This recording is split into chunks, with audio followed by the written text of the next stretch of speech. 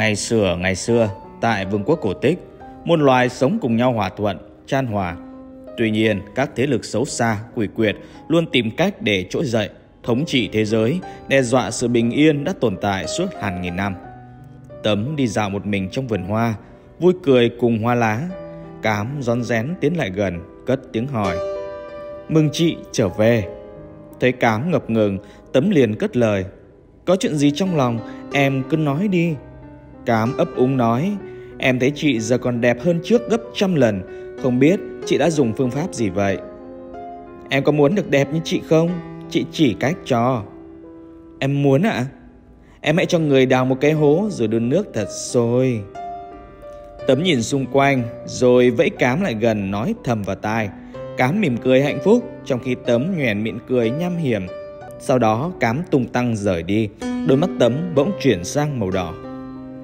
Nhà vua ngồi trên ngai vàng, bên cạnh là Tỵ Quý Phi, tay cầm một bông hoa ngũ sắc. Bên dưới là quan đứng hai hàng, nàng Tấm đang quỳ chính giữa, nước mắt giàn giụa. Hoàng thượng nói: "Tấm, nàng có nhận tội đã giết Cám Quý Phi hay không?"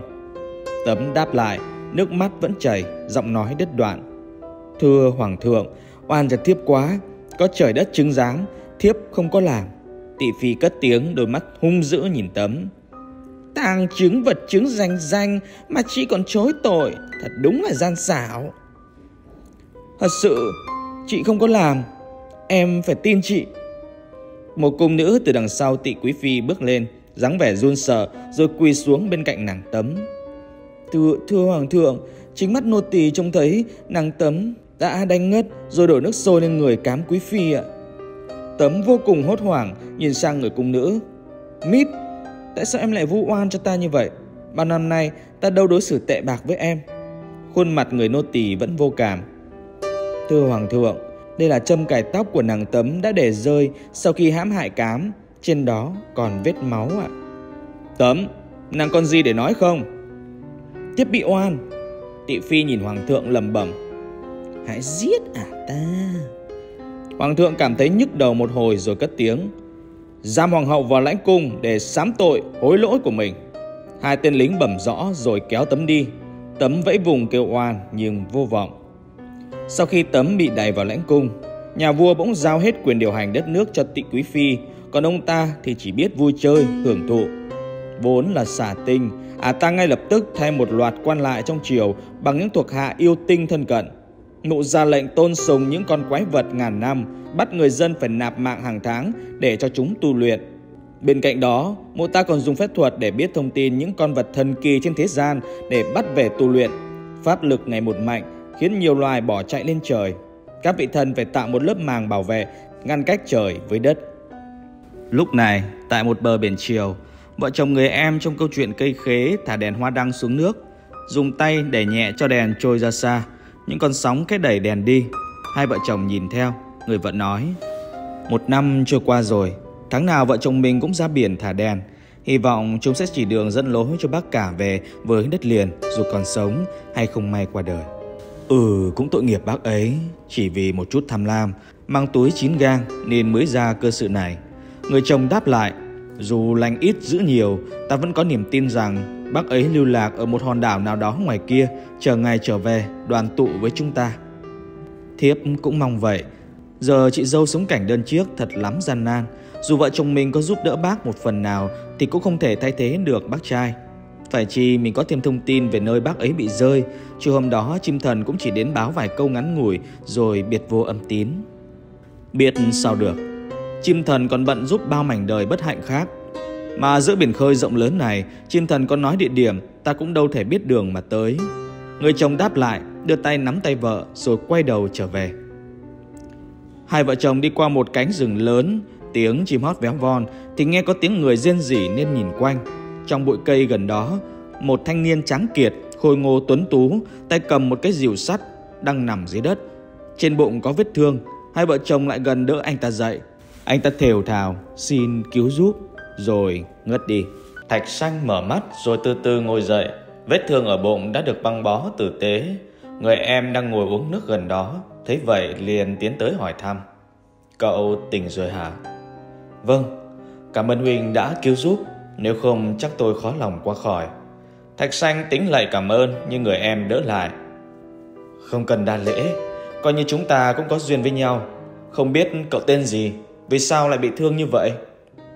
Tôi tên Thạch Xanh, vốn mồ côi cha mẹ nên sống trong rừng. Mấy hôm trước có người tên Lý Thông nhận làm em kết nghĩa nên về sống. Tối qua Lý huynh bận việc nên tôi mới ra đền canh giúp. Nửa đêm thì một con chằn tinh xuất hiện. Tôi vì đánh nhau với nó nên mới bị thương. Chỉ tiếc là không giết được yêu quái vì nó mọc ra đôi cánh bay đi mất. Nghe đến đây người em vô cùng kinh ngạc. Có sức đánh với chằn tinh thì không phải là tầm thường rồi. Con vật đó trước kia được triều đình kêu gọi tiêu diệt đấy.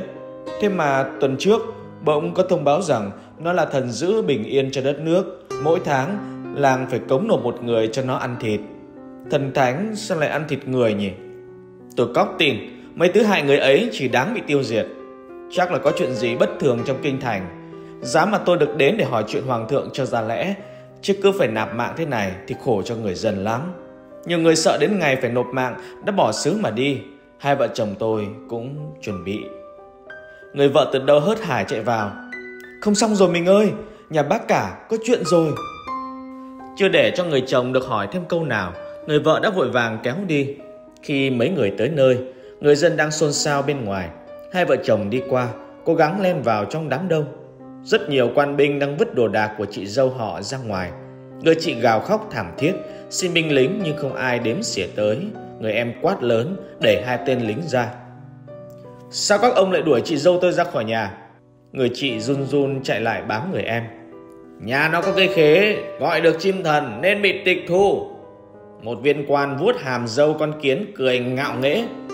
Làm gì mà có chuyện vô lý vậy được?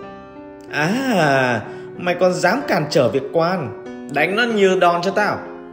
Lão quan vừa dứt lời, hai tên lính cầm gậy lao vào đánh người em tới tấp. Lúc này một tia sét từ đâu phóng tới khiến hai thằng sợ chết khiếp.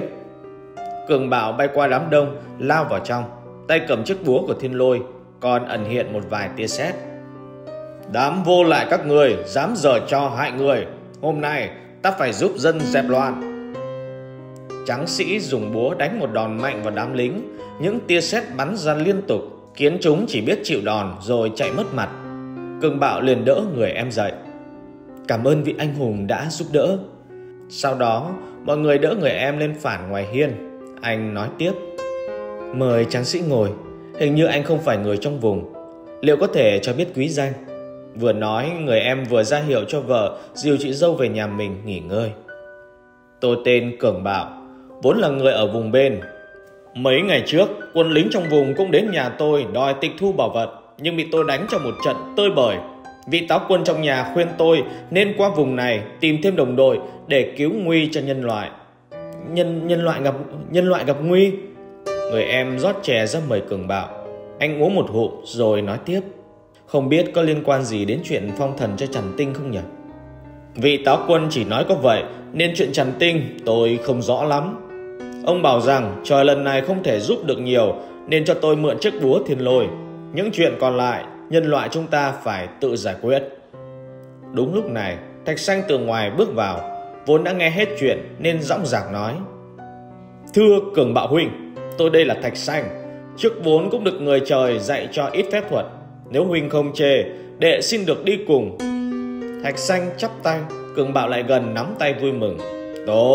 Tốt lắm. Thêm người là thêm cơ hội. Cường huynh, giờ chúng ta đi đâu? Cách đây vài quả núi có một vị thánh nhân sẽ gợi ý cho chúng ta biết nên làm gì. Khi Cường Bạo vừa dứt lời, trời bỗng nhiên tối sầm lại, gió thổi mạnh. Ba anh em nhìn nhau hoang mang. Cường Bạo cầm chắc búa, Thạch Xanh cũng vác rìu ra. Ngó lên trời, một con chim lớn bay lại chỗ cây khế. Nhìn thấy chim, người em mừng khôn xiết. Ôi, chim thần, sao lâu rồi ngươi mới quay lại đây? Thánh nhân núi Tàn sai ta tới chờ hai vị anh hùng đến gặp ông ấy. Chim dứt lời, Thạch Xanh và Cường Bạo trèo lên người chim rồi bay đi mất. Bầu trời về đêm lạnh lẽo âm u, khung cảnh lãnh cung càng thêm tăm tối đáng sợ. Tấm ngồi khóc thút thít trong phòng, bất chợt có một tiếng nói vọng lên từ dưới đất. Chị Tấm, mau rời khỏi đây thôi, có người đang đến để hại chị đấy. Tấm ngạc nhiên khi thấy tiếng nói phát ra là giọng của Cám. Cô bất thần đưa mắt nhìn xuống dưới thì hốt hoảng thấy một con chuột khá lớn, toàn thân màu nâu sẫm.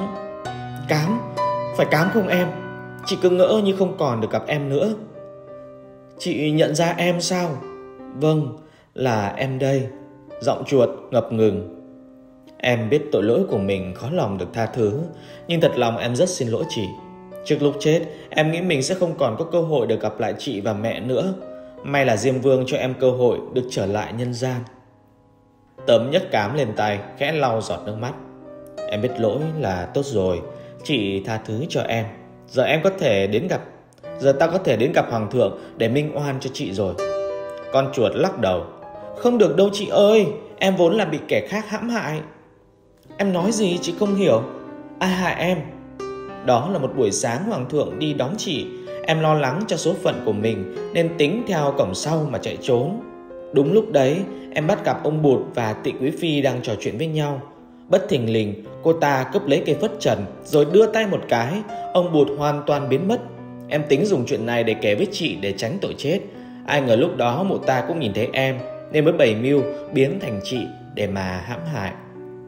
Vậy thì chúng ta cần phải đi báo với Hoàng thượng. Giờ Hoàng thượng đã bị Tị Phi thôi miên, chàng sẽ không nghe lời chị đâu. Chúng ta nhanh về gặp mẹ rồi chạy khỏi đây thôi. Cửa bất ngờ bật mở. Ba con yêu tinh tiến vào. Khuôn mặt chúng đáng sợ, mái tóc mỗi tên một màu. Tấm vội vàng cho Cám vào tay áo, đứng thẳng nhìn chúng bằng đôi mắt nghiêm nghị. Các ngươi là ai? Là ngươi sẽ lấy mạng ngươi. Dứt lời, cả ba xông tới nhưng bỗng nhiên bị hất ngược lại, ngã chồng vó xuống đất. Một thứ vô hình tóm lấy tay Tấm rồi kéo chạy qua cửa sổ. Ba tên cũng nhanh chóng đứng dậy mà đuổi theo.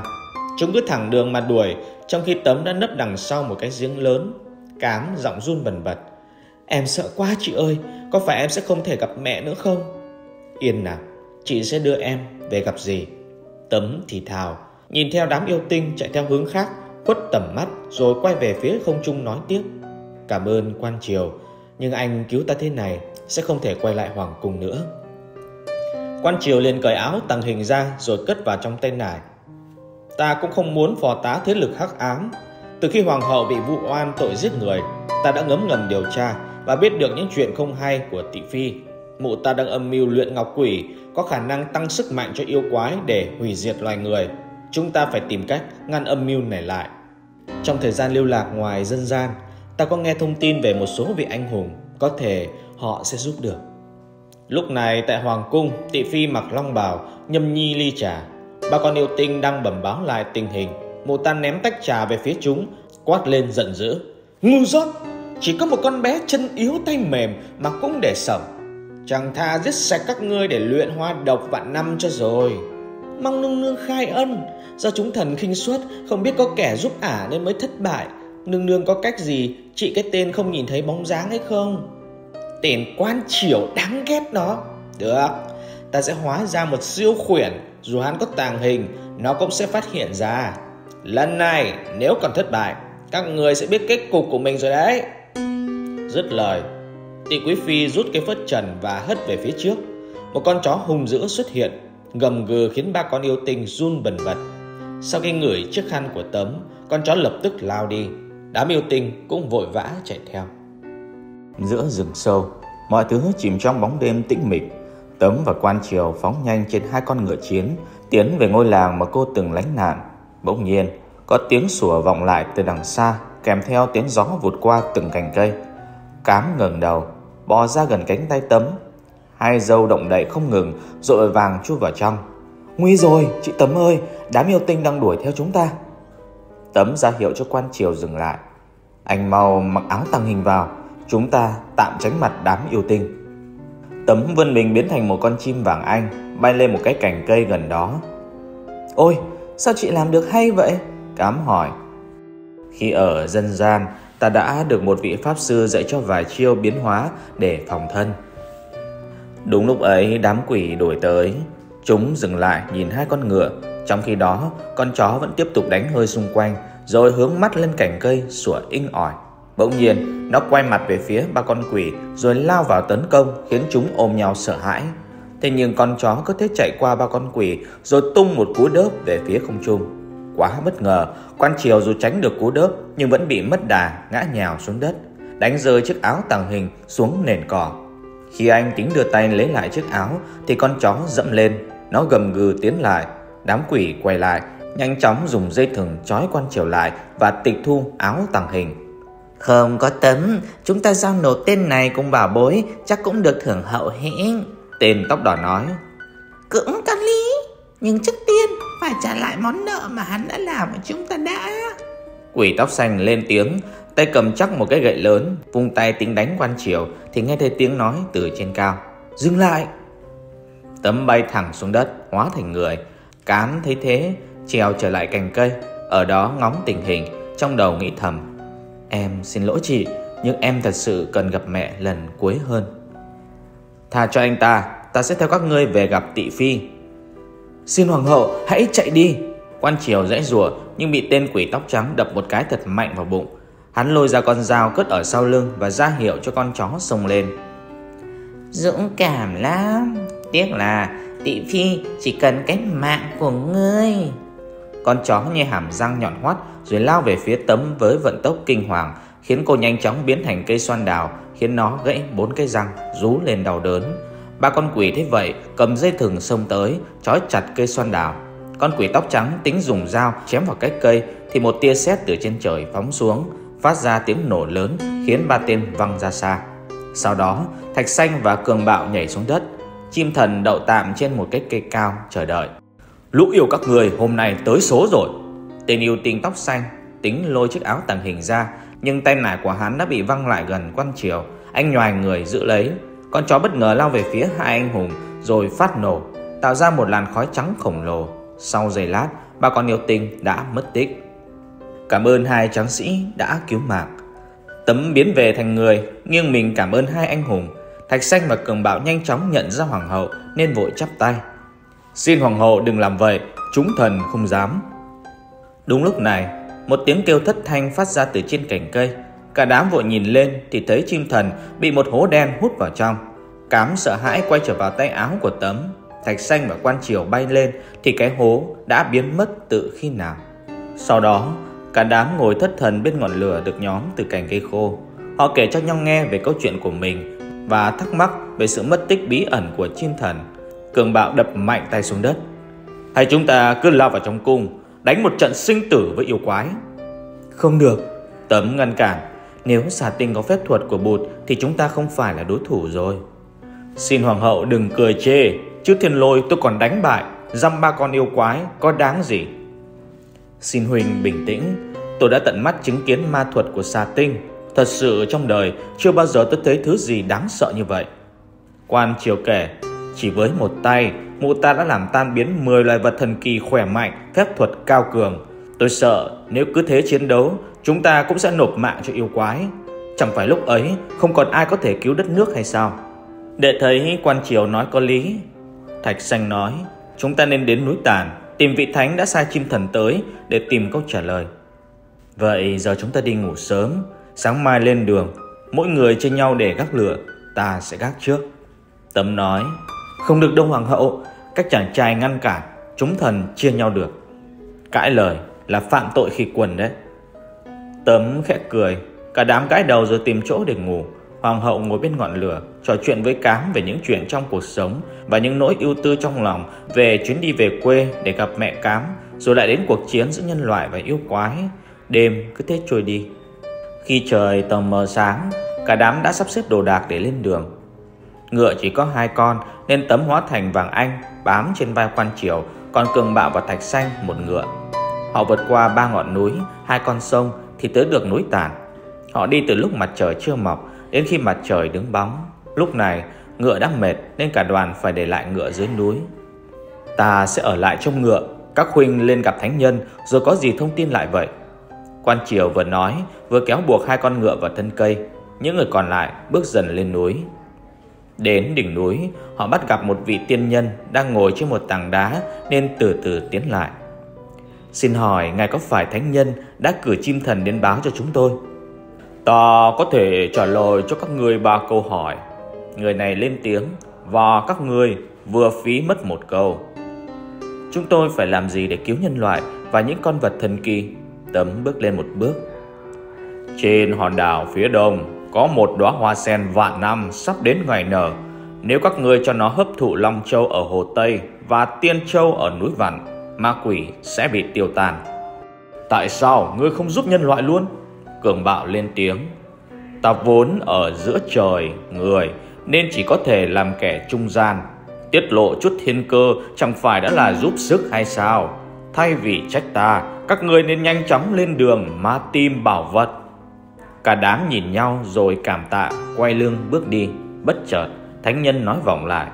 Đôi khi sự sống được kéo dài chỉ vì chưa đến lúc kết thúc. Hồ Tây vốn gần với kinh thành nên cả đoàn quyết định tới đó trước. Đó là một cái hồ rộng lớn, màu nước trong xanh. Chính giữa hồ có một hòn đảo nhỏ được bao bọc bởi lớp ánh sáng kỳ lạ. Gần bờ có một chiếc thuyền gỗ. 4 người nhìn nhau rồi bước lên thuyền. Thạch Xanh là người chèo. Long Châu này là do ngài Lạc Long Quân để lại để trấn giữ hồ ly tinh. Tấm nói. Nhiều người từng tới để trộm viên ngọc nhưng đều nhận kết cục không tốt đẹp. Chúng ta nên cẩn thận khi tiếp cận. Hy vọng nó hiểu nhân loại đang cần mình. Khi mọi người đến gần, nhiều chiếc thuyền nằm trơ trọi xung quanh đảo. Cường Bạo giơ bàn tay về phía ánh sáng. Anh cảm thấy một sức nóng kỳ lạ tỏa ra nên vội vàng rụt tay lại, ra hiệu cho Thạch Xanh dừng thuyền. Cường Bạo giơ búa thiên lôi lên và nói lớn. Thưa các vị thần, chúng tôi đến để có thể lấy Linh Châu cứu nhân loại, hy vọng được các ngài hợp tác. Từ dưới nước, một vị thần hiện lên cất tiếng. Cường Bạo hỗn láo, có chút tài phép đã dám huênh hoang. Muốn vào thì phải thử tài phép của ngươi đến đâu. Khi Cường Bạo định xông lên thì Tấm ngăn lại. Thưa thần hồ, xin hãy tha thứ cho Cường huynh đây có chút thô lỗ. Tuy nhiên nhân loại giờ đang đứng trước nạn diệt vong. Chúng tôi rất cần Linh Châu để trừ yêu quái. Mong là thần hồ có thể giúp đỡ để chúng tôi có thể vào trong. Rất tiếc, nhân loại có chuyện của nhân loại, thần thánh cũng có chuyện của mình. Ta đâu thể vì các ngươi mà tạo cơ hội cho hồ ly trốn thoát. Thôi đừng phí lời với hắn. Nói xong, Cường Bạo xông ra giữa hồ đánh nhau một trận với thần. Với chiếc búa của thiên lôi, Cường Bạo liên tục tung sấm sét vào thần, khiến ông ta khó lòng chống đỡ.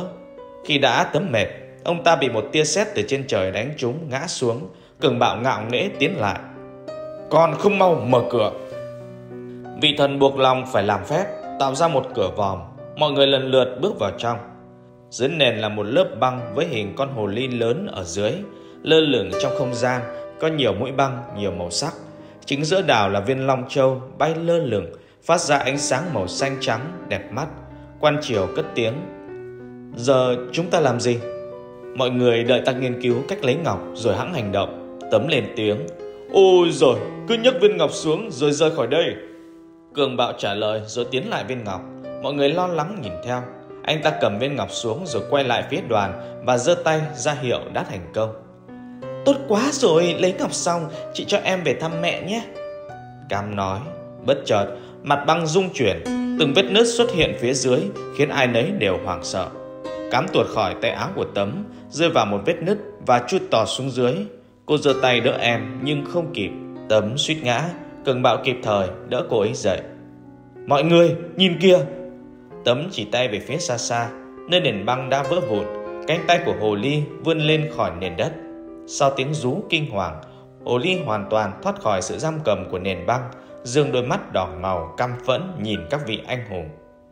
Chúng ta đã giải thoát cho hồ ly rồi. Hồ ly nhận ra cửa vòm để trốn thoát nên nhảy một cú chớp nhoáng tính tẩu thoát. Tuy nhiên nó bất thình lình bị Cường Bạo giáng một búa sét vào đầu, văng ra góc ốc đảo. Yêu nghiệt, đừng hòng chạy trốn. Thạch Xanh tiến lại sát vai cùng Cường Bạo, trên tay cầm chắc chiếc rìu. Quan triều đứng trước bảo vệ cho Tấm. Cám ở dưới nền băng cố gắng tìm cách bò lên nhưng đều bị trượt ngã về lại vị trí ban đầu, tay chân như bị đóng băng. Hồ ly bất ngờ phát sáng, phần đuôi mọc thêm 8 chiếc khác. Nó nhìn thấy viên ngọc treo bên hông của Thạch Xanh, rồi bắn ra từ miệng hàng loạt cầu lửa về phía hai dũng sĩ. Họ nhanh chóng giơ vũ khí đỡ đòn của yêu quái. Những tiếng nổ lớn phát ra, khói xuất hiện mù mịt. Nhận thấy tình hình bất ổn, Tấm liền tiến lại gần cửa vòm và hóa thành một cây xoan đào lớn bịt lối ra. Giữa màn khói, đôi mắt đỏ ngầu của hồ ly bất ngờ lao về phía Thạch Xanh. Vùng nanh nhọn hoắt chộp vào sợi dây giữ long châu khiến hòn ngọc rơi xuống đất. Thạch Xanh tính với tay bắt lấy ngọc, nhưng có vết cào khiến anh bị thương nên không kịp chuyển động. Trong khi đó ở dưới băng, viên ngọc nằm ngay trên đầu của Cám. Nó ngước lên nhìn cuộc chiến và vô vọng khi thấy cơ thể ngày càng lạnh và yếu. Bất chợt, một ánh sáng lóe lên ở phía xa. Cám dùng hết sức lực còn lại để lê bước tới. Càng tới gần ánh sáng, nó càng thấy hơi ấm. Bất chợt, một khuôn mặt rồng hiện lên trước mặt nó và cất tiếng: "Các ngươi thật ngu ngốc khi vội vàng hạ viên ngọc đó xuống. Đó chỉ là lá bùa làm giảm sức mạnh của hồ ly. Ta mới chính là Long Châu. Giờ ngươi mau đổi vị trí để ta diệt hồ ly." "Tôi chỉ là một con chuột nhỏ bé, làm sao có thể thay thế ngài?" "Ta sẽ truyền cho ngươi chút pháp lực đủ để giam giữ hồ ly và bảo vệ khu vực này." "Ý của ngài là tôi sẽ phải chọn kiếp ở lại đây?" "Đúng thế." "Không thể được, tôi còn phải về nhà gặp mẹ." Cám lưỡng lự. Cường Bạo vung búa về phía hồ ly. Hàng loạt tia sét xuất hiện, đánh tới tấp vào cơ thể yêu ma. Nhưng nó cũng nhanh nhẹn chạy thoát. Nó điên cuồng lao ra ngoài, hất tung quan chiều ra một góc, rồi cào nhiều nhát vào cơ thể xoăn đào của Tấm, khiến cô la hét đau đớn. Thạch Xanh lập tức ném cây rìu vào đuôi hồ ly, khiến 3 cái đuôi rơi xuống. Yêu quái gào lên thì bị một tia sét của búa thiên lôi đánh vật xuống đất, thở khó nhọc. Tấm dần dần biến lại thành người, phần bụng chảy khá nhiều máu. Quan triều vội vàng chạy lại băng bó vết thương. Cám nhìn Tấm bị thương, mắt rưng rưng. "Chị Tấm, ngươi còn không mau đổi vị trí cho ta để cứu lấy chị mình?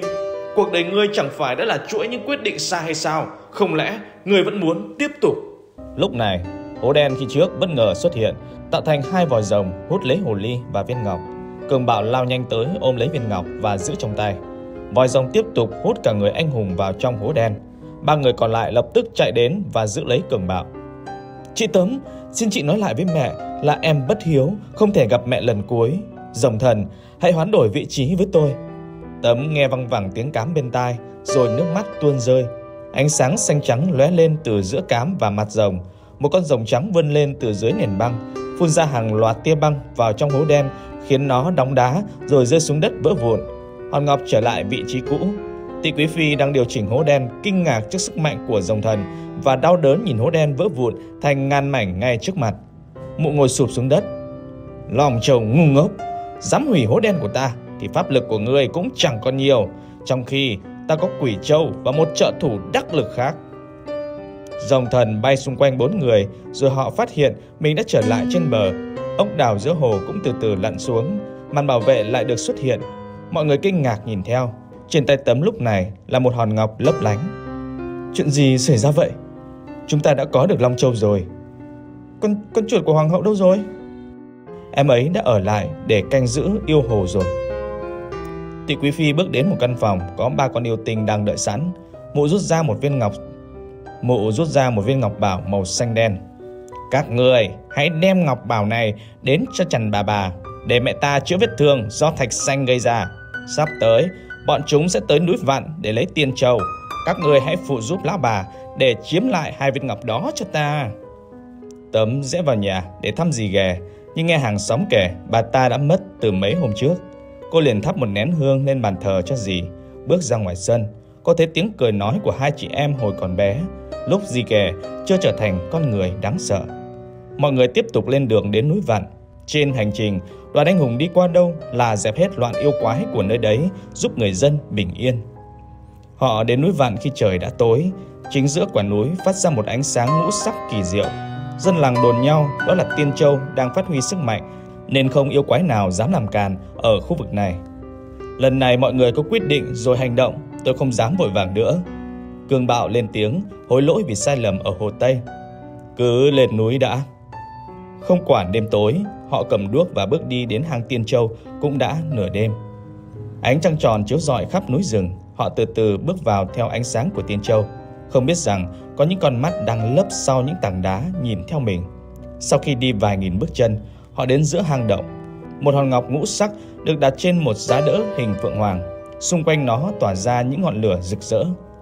"Tiên Châu, xin hãy cho phép ta được mang ngươi đi nơi khác để cứu nhân loại."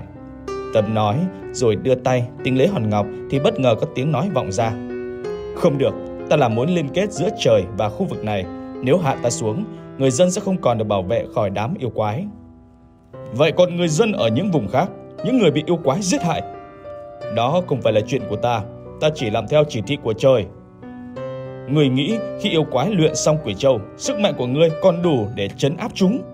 Quan Triều bất chợt bước tới nói lớn. Quỷ châu, sao trước giờ không thấy huynh đề cập tới? Tấm ngạc nhiên quay sang nhìn Quan Triều. Nhiều chuyện xảy ra quá nên ta quên mất. Nàng biết về quỷ châu sao? Sư phụ ta trước có kể một lần. Đó là một viên ngọc mang sức mạnh quỷ vương trong truyền thuyết, từng khiến nhân loại suýt bị diệt vong 1000 năm trước. Điều gì đã ngăn được sức mạnh của quỷ châu? Lạc Long Quân và nàng Âu Cơ đã kết hợp cùng Hoa Sen ngàn năm để đánh bại đám ác quỷ. Vậy là mọi thứ đã gian nan hơn. Chúng ta sẽ phải kiếm thêm Hoa Sen ngàn năm mới có thể giành chiến thắng. Mau đi thôi. Cường Bạo tính kéo mọi người trở ra thì Hòn Ngọc cất tiếng. Hạ ta xuống đi. Lần này, người dân nơi đây phải tự bảo vệ bản thân rồi. Các ngươi tuyệt đối không được để Hoa Sen ngàn năm hút quỷ châu. Bởi lúc đó, yêu quái sẽ làm chủ tam giới. Ta sẽ bảo Ngọc Hoàng cởi bỏ lưới ngăn cách để xuống ứng cứu, nhưng chỉ sợ mọi thứ quá muộn. Các người hãy nhanh chân lên. Tấm mỉm cười rồi nhấc Hòn Ngọc xuống. Ánh sáng ngũ sắc cứ thế nhỏ dần rồi tan biến. Từ đế đặt ngọc, hình ảnh một chú phượng hoàng tung cánh bay thẳng lên từ phía cửa hang rồi vụt lên trời biến mất. Tốt rồi, chúng ta mau lên đường. Đi đâu mà vội mà vàng? Đầu cửa hang, một con chằn tinh lớn xuất hiện. Xung quanh nó là 3 con yêu tinh ngày trước. Con bé kia, khôn hồn thì để lại Long Châu và Tiên Châu. Ta sẽ cho ngươi được chết cuối cùng. Hà Mổ, nhà ngươi còn chưa nhớ mấy đòn của ta. Thạch Xanh tiến lên vài bước và nói lớn. Lúc đó ta chủ quan nên mới bị ngươi đánh trúng. Lần này con ta còn gửi thêm bảo ngọc phòng thân. Các ngươi không phải đối thủ. Để ta xem thực lực của ngươi thế nào. Cường Bạo tiến về phía trước, vung mạnh búa thiên lôi khiến hàng ngàn tia sét phóng ra. 3 con yêu tinh núp sau sợ hãi, nhưng chằn tinh chỉ nhếch mép cười. Khi một màn chắn bảo vệ xuất hiện nên mụ ta không hề hấn gì. Tia sét bất ngờ bật thẳng vào Quan Triều khiến anh ngã ra sau, đập đầu vào vách hang bất tỉnh. Mụ gồng mình hiện nguyên hình là một con yêu tinh to lớn đáng sợ, xông đến tấn công nhóm anh hùng. Người mụ nhắm đến chính là Tấm, người đang giữ 2 viên ngọc quý. Cường Bạo và Thạch Xanh tiến lên để ngăn cản, nhưng bị mụ ta hất sang một bên.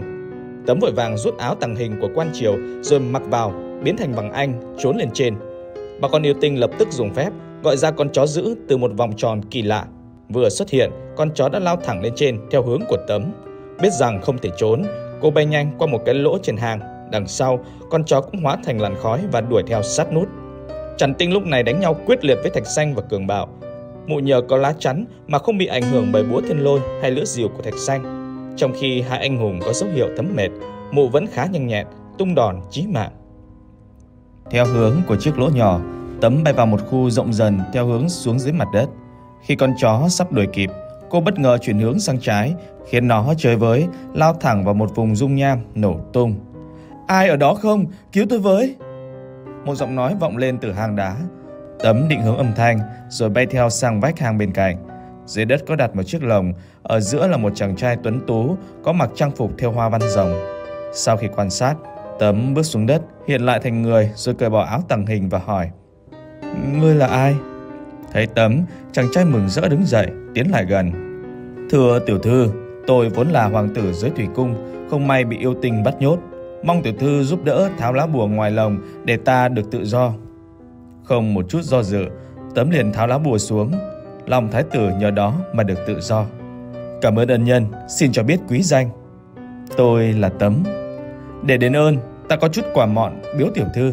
Chúng đều là bảo vật có sức mạnh, hy vọng có thể giúp tiểu thư chút ít trong cuộc sống. Anh ta lấy ra trong người một cây đàn bầu và một niêu cơm. Sau đó, anh tiếp tục đưa cho Tấm một con ốc và nói: Sau này có việc cần, ân nhân chỉ cần thổi con ốc này, ta sẽ có mặt để giúp đỡ. Giờ ta phải về gấp, không vua cha lo lắng. Dứt lời, anh ta vươn người hóa thành con rồng xanh và bay đi mất. Lúc này trong hang động, Thạch Xanh và Cường Bạo sức đã kiệt, Quan Triều vẫn chưa tỉnh lại. Chằn tinh lúc này thấy hai anh hùng ngồi thở mệt mỏi dưới đất, liền tiếp tục xông tới tấn công với một lực khủng khiếp. Khi đòn đánh chuẩn bị trúng hai người thì có tiếng đàn bầu vọng đến, khiến chân tay Chằn tinh bùn rùn không thể cử động. Tấm cất tiếng nói từ góc cao của hang: Ta đã thôi miên mụ ta rồi, mau lấy bảo ngọc khỏi cơ thể mụ ta. Bà con yêu tinh nghe vậy vội vàng lao tới tính bảo vệ Chằn tinh, nhưng bị cường bạo vung một búa sét đánh bay ra gần cửa hang. Thạch Xanh nhanh như chớp dùng thân pháp di chuyển tới và lấy bảo ngọc ra khỏi cơ thể Trần Tinh. Không còn ngọc bảo vệ, tia sét của cường bạo lao thẳng vào người, khiến mụ ta ngã nhoài ra đất. Mụ ta tính vung cánh để bàng bay đi, nhưng bị Thạch Xanh lao tới gần, vung mạnh rìu chặt đứt đầu yêu quái. Bà con yêu tinh thấy vậy, sợ mất mật mà bỏ chạy, không dám quay đầu lại. Tị Phi tức giận hất ly nước xuống đất. Bà con yêu tinh quỳ dưới run sợ không dám ngóc đầu lên. Đám ngu xuẩn các ngươi còn dám vác mặt về đây! Xin nương nương tha mạng! Bà ta bước từ từ xuống phía ba tên, tay phải đưa vào ống tay trái chuẩn bị lấy ra thứ gì đó. Quay lại cũng tốt. Ngoài những yêu quái đã chết, Quỷ Châu của ta còn cần những yêu tinh còn sống để hoàn thiện. Mụ vung tay kéo tất cả rèm xuống, thả ra một viên ngọc xám. Nó quay trên đầu ba con yêu tinh rồi hút chúng vào trong. Lúc này một làn khói ám khí bao bọc lấy toàn bộ viên ngọc, giúp nó chuyển hoàn toàn thành màu đen. Mụ ta cười đắc chí. Quỷ Châu giờ đã được hoàn thiện, thế giới này sắp là của ta. Từ ngày Xà Tinh luyện được Quỷ Châu, đám yêu quái các vùng trở nên độc ác, đáng sợ hơn trước. Chúng đánh đập, giết hại người dân không ghê tay. Người dân khắp nơi phải trốn lên núi hoặc xây các căn hầm để ẩn nấp. Đoàn anh hùng di chuyển trên đường. Tấm trong thân hình vàng anh đậu trên vai của Thạch Xanh. Sự mệt mỏi kéo dài khiến cô thiếp đi và rơi vào thế giới mộng mơ. Tấm tỉnh dậy trong thân hình người, nhìn xung quanh chỉ thấy một màu đen. Không gian bức bối chật hẹp, bốc lên mùi tanh nồng của máu. Có tiếng kêu than của cả con người lẫn yêu quái. Xa xa là Bụt với gương mặt tiều tụy, khắc khổ, đang gồng mình trong một vòng tròn nhỏ hẹp. Xung quanh bị những bàn tay ma quỷ sâu xé, cố gắng tiến vào trong. Bụt! Tấm cất tiếng tính lao vào thì Bụt mở trừng mắt quát. Mau tránh ra! Ông bị sao vậy? Ta đang ở trong Quỷ Châu. Làm sao để con giải cứu được ông?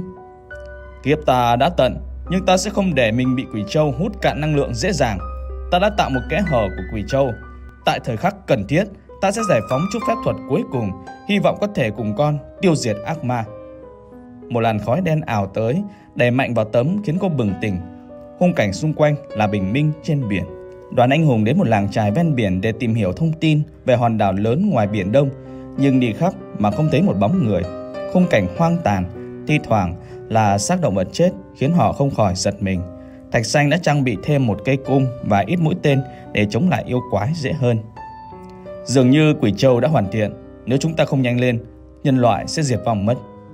Thạch Xanh nhặt lên một chiếc áo rách ở giữa đường, lòng buồn phiền. Bất chợt có tiếng kêu cứu của một đứa trẻ từ xa vọng lại. Họ vội vàng chạy đến. Một cậu bé run sợ bò lùi lại về phía cây lớn. Phía trước là hai con quỷ hình hài đáng sợ. Xin các ông tha mạng. Dám trốn kỹ, làm bọn ta đói bụng suốt mấy bữa. Giờ thì chịu chết đi thằng nhãi. Hai con quỷ lao vào thì bị Thạch Xanh bắn 2 mũi tên trúng ngực, chết ngay lập tức và hiện thành 2 con rết. Cậu bé thấy đoàn người tính bỏ chạy thì Tấm gọi với lại. Cậu bé, xin hãy đứng lại. Nghe tiếng người, cậu ta liền đứng lại. Nhìn đoàn người gương mặt phúc hậu nên bớt sợ hãi, đáp lại giọng yếu ớt. Cảm ơn anh chị đã cứu mạng. Hình như em đói lắm rồi. Tấm lấy ít cơm trong niêu thần, nặn thành một nắm nhỏ rồi đưa cho cậu bé. Cậu ta ăn ngon lành một nửa, còn một nửa cất lại trong túi. Mọi người trong làng đâu hết cả rồi? Trốn hết rồi ạ. Mấy hôm trước yêu quái hung dữ tìm người ăn thịt, nên bà con phải trốn lên dãy núi lớn mà một thánh nhân vừa tạo ra. Em định về nhà lấy ít gạo nấu cháo cho mẹ thì không may bị bắt. Người dân trên đó có nhiều không? Mọi người đổ dồn về đây đông lắm ạ. Nghe bảo có thánh nhân che chở nên đám yêu quái không dám lộng hành. Mọi người cũng đang luyện vũ khí để chờ thời cơ tiêu diệt đám yêu quái đáng ghét này. Cơ mà trên rừng thiếu đồ ăn nên cứ nhịn đói mãi thì chắc cũng chẳng đánh giặc được. Tấm liền đưa niêu cơm cho cậu bé và dặn. Giờ ta phải lên đường tìm cách cứu người dân nên không thể gặp mọi người. Niêu cơm thần này sẽ giúp mọi người luôn có cơm ăn để có sức đánh giặc. Em hãy đưa niêu cơm này cho thánh nhân và nói mọi người đợi tín hiệu của Hoàng hậu Tấm. Ôi, chị là Hoàng hậu, vậy mà em không biết. Tấm xoa đầu cậu bé thì thấy quan triều đã ra tín hiệu lên đường, nên hai người chia tay nhanh chóng. Ở bờ biển, Thạch Xanh và Cường Bạo đã đánh bại một đám yêu quái và giành được một chiếc thuyền tốt để ra biển. Một con quà đặt vào tay Xà Tinh một mẩu giấy. Mụ ta đọc rồi mỉm cười, nói với đám yêu tinh. Người đâu, mau sửa soạn thuyền bè để ra biển.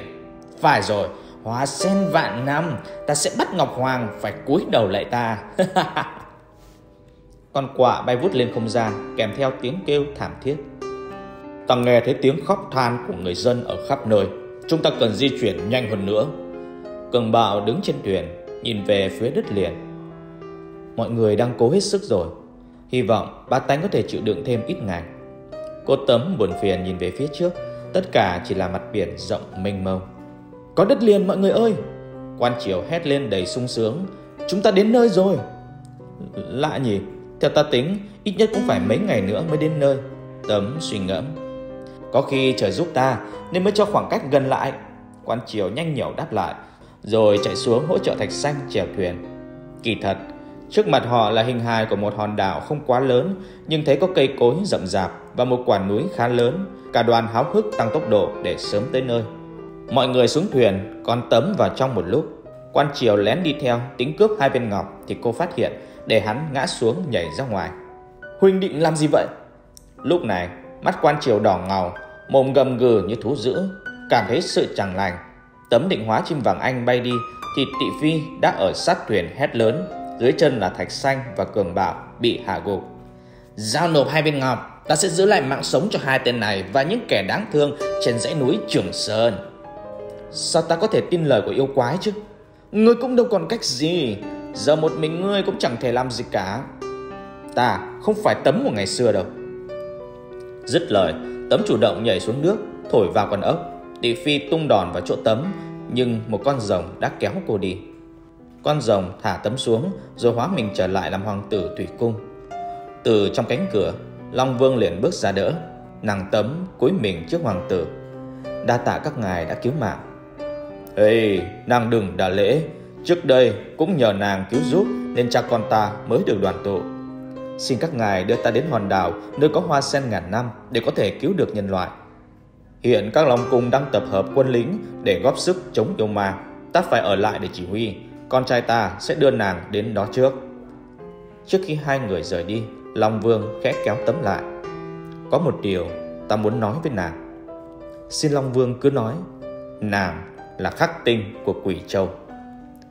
Tiếng loa tập hợp vang lên inh ỏi, khiến Tấm không thể nghe rõ những lời sau đó của Long Vương. Khi cô định hỏi lại thì hoàng tử đã giục cô đi kẻo trễ.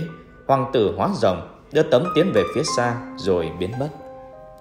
Cả đoàn anh hùng bị thôi miên, mắt đỏ ngầu, bước đi vô hồn theo Tỷ Quý Phi. Một đám yêu tinh khác khênh mụ trên kiệu rồng bằng vàng ròng. Trên tay mụ là quỷ hồn, nụ cười đắc ý khi thấy những ánh sáng diệu kỳ của hoa sen ngàn năm từ phía xa. Chúng dừng lại ở trước một cánh cổng phát ra ánh sáng ngũ sắc. Bà ta bước xuống kiệu rồi ra hiệu cho đoàn quân lùi lại. Bao kiếp chờ đợi cũng đã tới. Ta hứa sẽ thoát khỏi cảnh đầy đọa khốn khổ này. Những kẻ đã khinh thường một tiểu yêu sẽ sớm phải trả giá. Mụ quay lại nói với đám lính. Các người hãy canh gác nơi này, không cho bất kỳ kẻ nào vào làm phiền ta. Nếu cần thiết cũng phải hy sinh. Sau đó mụ lẩm bẩm vào Quỷ Châu một câu thần chú ma quái. Trước mặt hàng loạt ma quỷ khác xuất hiện, đến cả vạn con, vây kín cả một khu vực, mặt hầm hầm sát khí. Sau đó mụ giơ Quỷ Châu lên trên rồi từ từ bước vào.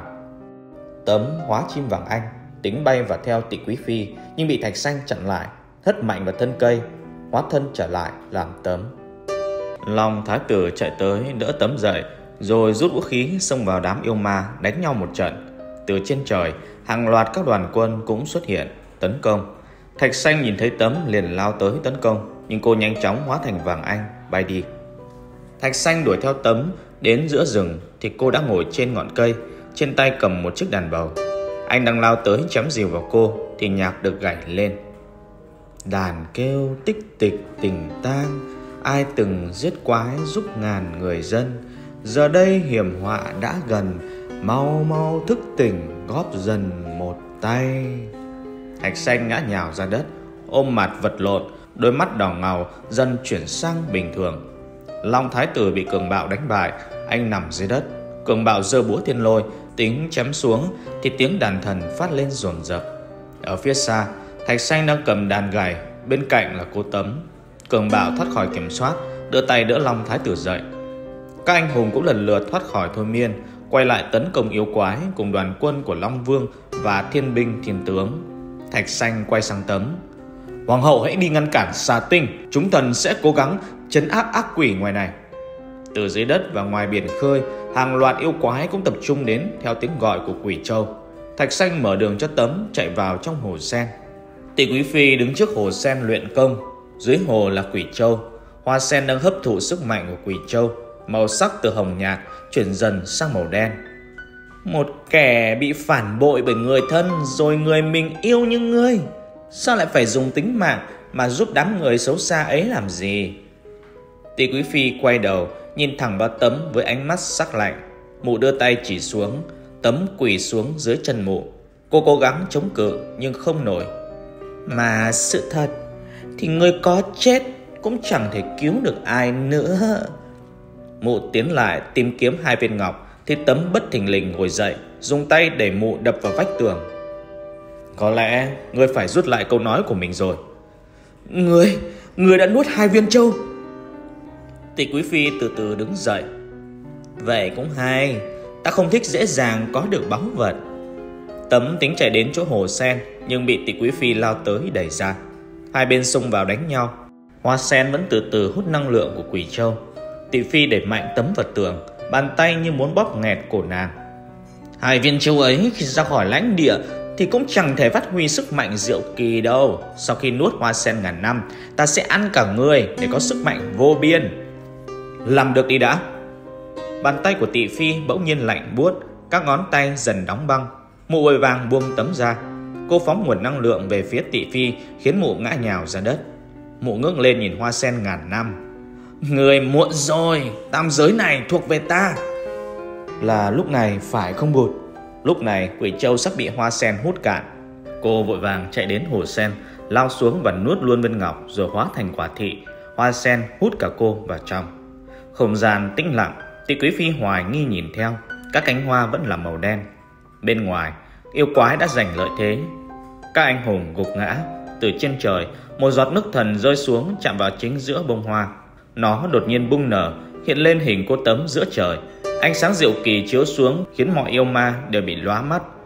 Tỷ Phi điên cuồng hóa thân thành con rắn to lớn, hung tợn lao tới tính nuốt cô Tấm, nhưng bị nàng hóa ra màn chắn ánh sáng ngăn lại. Sau một cái hất tay, con mãng xà ngã nhào xuống đất. Mụ sợ hãi tính chạy trốn thì bị Tấm đưa tay giữ lại. Trong lúc cô ta vùng vằng tìm cách thoát ra khỏi ánh sáng, Thạch Sanh lao vào bắn hàng loạt mũi tên vào cơ thể, khiến mụ ta rú lên đau đớn. Lập tức Tấm vung tay hóa ra hàng loạt cánh sen nhiều màu sắc bọc lấy cơ thể yêu ma, khiến nó hóa nhỏ gọn trong lòng hoa sen, mãi mãi không thể thoát ra. Người dân từ trên rừng đổ xuống các vùng tiêu diệt yêu quái vốn đã bị yếu đuối. Dưới thủy cung, yêu quái cũng bị tiêu diệt. Cường bạo phóng búa lên trời, hàng ngàn tia sét đánh xuống khiến các yêu quái xung quanh thảm bại, tìm cách trốn chạy. Sau cuộc chiến, Cường bạo quyết định ở lại trên đảo để canh chừng hoa sen ngàn năm. Một số người dân đi thuyền qua cũng quyết định ở lại đây xây nhà, bắt đầu cuộc sống mới.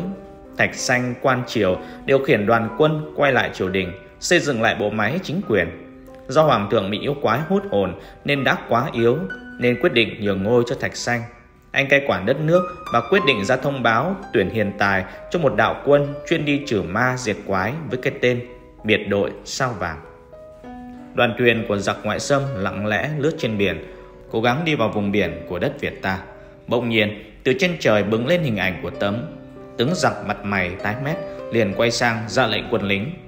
Nơi này đã được thánh thần bảo hộ, chúng ta phải tìm cách khác để xâm chiếm thôi.